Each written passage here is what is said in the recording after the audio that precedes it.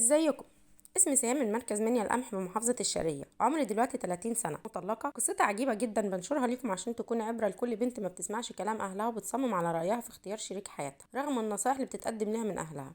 أنا بنت الأب حالته المادية ميسورة جدا، وعنده أراضي زراعية كبيرة قيمتها بالملايين. والدي ملوش غيري أنا وأخويا الكبير هاني. ومامتي الله يرحمها توفت وأنا عندي 15 سنة. حكايتي بدأت في سن 18 سنة. كنت وقتها في سنة أولى كلية تجارة جامعة الزقازيق، وخلال ذهابي للكلية عن طريق المواصلات تعرفت على شاب اسمه خالد في نفس سني ونفس المرحلة في الكلية. وكان التعرف بينا في البداية كأي اتنين زمايل في كلية، تطور بعد كده لإعجاب بالنظرات بيني وبينه، ثم الحب ومصارحة بالحب بيني وبينه.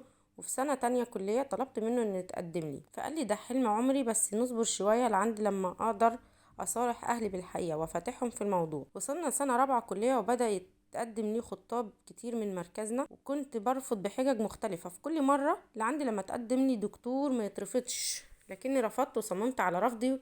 واهلي كانوا رافضين يغصبوني على الجواز لان ده مبدأ ليهم من صغري، ما يغصبونيش على اي حاجة. المهم خلصت تعليمي والحمد لله حصلت على شهادة بكالوريوس تجارة. كلمته وقلت له تيجي تتقدم لي خلال شهر من دلوقتي، اما تعتبر كل شيء ما بينا انتهى للابد ومش هتعرف توصل لي تاني بعد كده. فوعدني انه هيجيب اهله ويتقدم لي، خاصة انه توظف في شركة تجارية كمحاسب براتب شهري محترم. استنيت يوم ورا يوم، وبعد 3 اسابيع لقيته بيتصل بيا بيقول لي انه جاي هو والده وعمه عشان يتقدم لي. طبعا كنت فرحانة وفي قمة السعادة ومبسوطة جدا وقلت الحمد لله. جه فعلا هو والده وعمه وقابل والدي واخويا وتقدموا لي، وكان المعتاد خدوا واجب الضيافة. ووالدي قال لهم اسبوع هبلغكم بالرد ان شاء الله. والدي كأي اب لازم يسأل طبعا. قال لي يا بنتي رايك ايه في العريس اللي متقدم لك؟ قلت له اللي تشوف يا بابا. طبعا هو عرف اني موافقه، لان في كل مره كان بتقدم لي عريس كنت برفض، كان رفض صريح بحجج مختلفه واعذار ما كانتش مفهومه في كتير من الاحيان. والدي قال لي ده مستقبلك وانت صاحبه القرار فيه، بس انا لازم اسال عنه وعن اهله لان دي عشره عمر يا بنتي، مش يوم او شهر او حتى او سنه. قلت له اللي تشوفه يا بابا. مر يوم واتنين وتلاته ووالدي مفيش اي اخبار، وانا صراحه كنت قلقانه جدا وخايفه انه ما يوافقش. جالي في اليوم السادس وقال لي يا بنتي انا مش موافق على العريس، لاني سألت عنه وعن اهله، ويا بنتي مش دي الناس اللي اجوز بنتي ليهم. قلت له ليه يا بابا؟ ايه العيب فيهم وايه اللي مخليك رافض؟ قال لي يا بنتي سلوك اللي متقدم لك مش كويس، واتاكدت انه مش الانسان المؤدب المحترم اللي وافق ان بنتي تتجوزه، واهله مش اللي يكون مطمن وبنتي وسطهم. قلت له يا بابا اكيد في حاجه غلط. قال لي ده قراري اللي انا شايفه في مصلحه. كلمته وقلت له اللي بابا قاله. قال لي ازاي؟ اكيد باباكي سأل حد بيكرهني ويكره عيلتي، انا راجل محترم وملتزم ومفيش الكلام اللي باباكي بيقوله ده خالص. قلت له ازاي؟ هي الناس هتكذب؟ اقسم لي بالله ان الكلام كذب، وان اللي والدي سألهم ظلموني وظلموا اهلي كمان. وواضح كده ان والدك بيرفضني عشان شايف لك حد تاني غيري. بصراحة صدقت وبدأت اضغط على والدي عشان يوافق عليه، وده استمر لمدة 4 شهور ضغط ومحايلات وتعب نفسي، واوسط ناس قريبين جدا من والدي عشان والدي يوافق.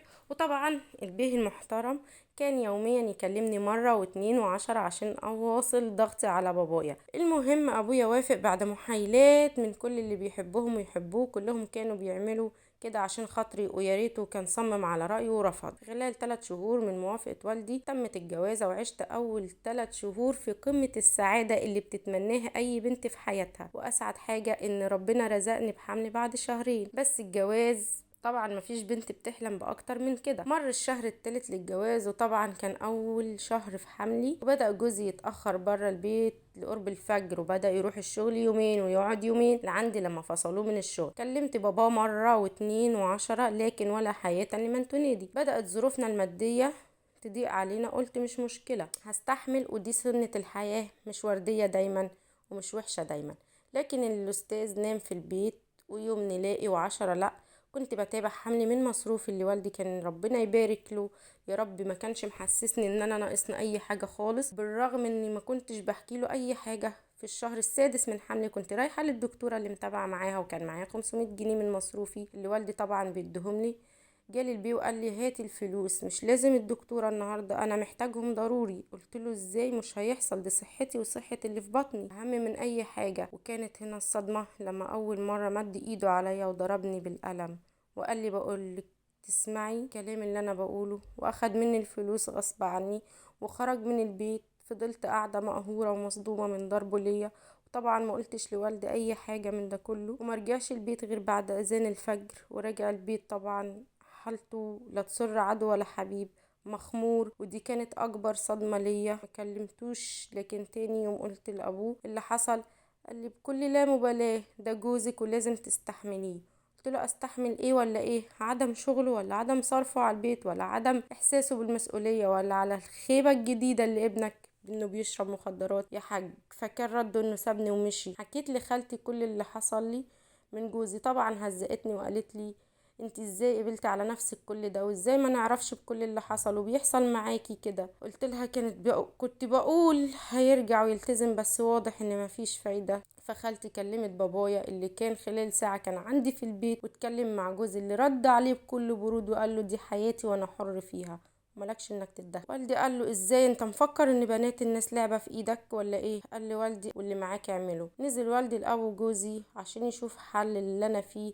قال له دي حياة ابني وهو حر فيها. طلع والدي ليا وقال لي لمي هدومك، هتيجي معايا تعيشي معززة مكرمة في بيت ابوكي. وبالفعل لميت هدومي وانا خارجة من البيت انا ووالدي، لقيت جوزي واخوه كل واحد ماسك سكينة في ايده، وقالوا لوالدي لو خرجت من البيت بنتك هتبعها قدامك. فوالدي جاله حالة ذهول وما استوعبش الصدمة، وجات له جلطة. واتصلت بسرعة على اخويا اللي جه واخده المستشفى، لكن للأسف الجلطة تسببت له في شلل نصفي وعدم قدرة على النطق. للأسف أنا السبب في اللي حصل لوالدي، وأنا اللي استاهل. ما سمعتش نصيحة والدي ليا، ورفضت عرسان ضفرهم برقبة الفاشل اللي حكمت على نفسي بالموت معاه. مرت شهور الحمل، وربنا رزقني بولد سميته على اسم والدي. ووالدي الحمد لله استجاب للعلاج ورجع لطبيعته، لكن كان بعد 8 شهور علاج عند أكبر أطباء المخ والأعصاب.